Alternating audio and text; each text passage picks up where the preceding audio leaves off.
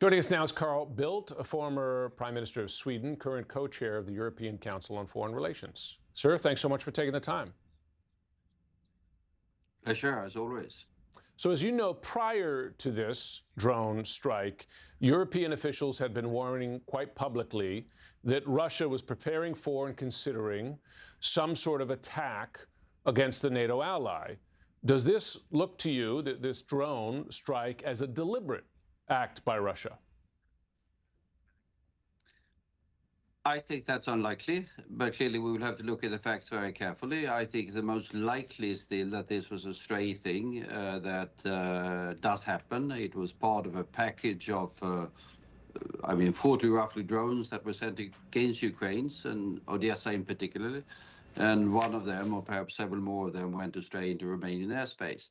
That being said, we can't entirely exclude that this was part of a more deliberate attempt. I mean, there have been more threatening language used by Russian authorities against Europe in the last few days, indeed, directed primarily against Kiev. I think they're desperate about the situation on the front lines, but also against Europe. So I think it is very wise for European leaders to take this seriously. I mean, most probably a stray incident, but not certainly.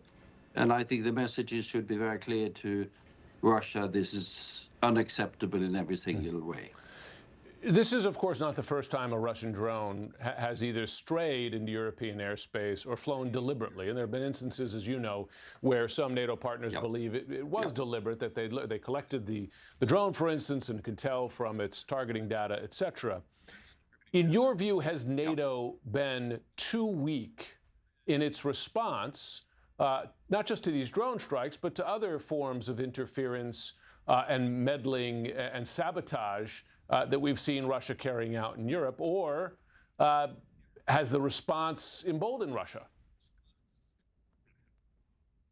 I don't think it has emboldened Russia as of yet. I think there's been fairly firm political messaging from the European countries, and measures have been taken to beef up defenses along sort of the eastern front line, or whatever you call it.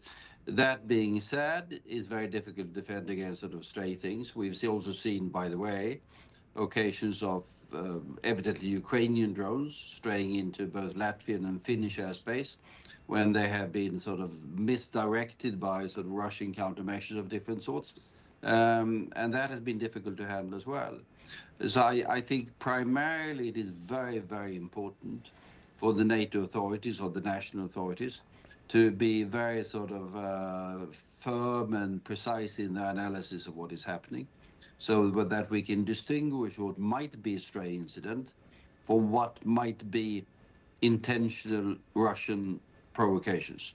I think it's fairly obvious that there's an increasing desperation in the Kremlin over the conduct of the war. They are not winning. They are beginning to understand that they are not going to win either.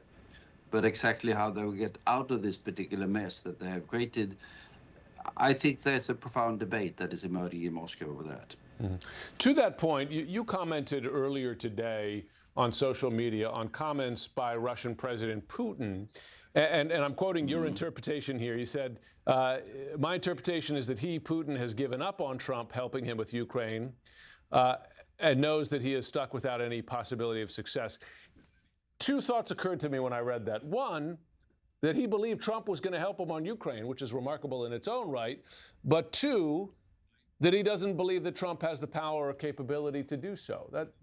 Those are two remarkable things, are they not? Yeah. Well, yeah, you might argue that they are.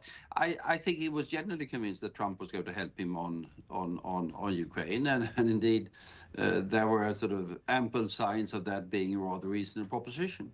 And evidently the Russians, we don't know the details, but we know the Russian view. They believe that at Anchorage, they convinced Trump to agree on sort of an approach to the war, an approach to the solution that he was going to impose on the Ukrainians. I mean, what we saw happening in Anchorage was, of course, that Trump gave up on the demand for a ceasefire and endorsed the Putin approach of some sort of political solution, which would entail also the Ukrainians giving up territory that they were still defending. And the Russians did believe that Trump was going to deliver on that. And quite certain Trump tried to, but Trump couldn't do it. He couldn't do it because European support for Ukraine was fairly firm, and accordingly, Ukraine stood firm. And I think that's my reading of we're reading the tea leaves here, but reading of the tea leaves that the Russians are giving up on Trump. They don't think he can deliver Zelensky any longer. Not that he didn't try, but he can't do it. And accordingly, they are searching for new ways out of the bloody mess they have created, or Putin has created. It's a remarkable analysis, Carl Bildt. We appreciate you joining.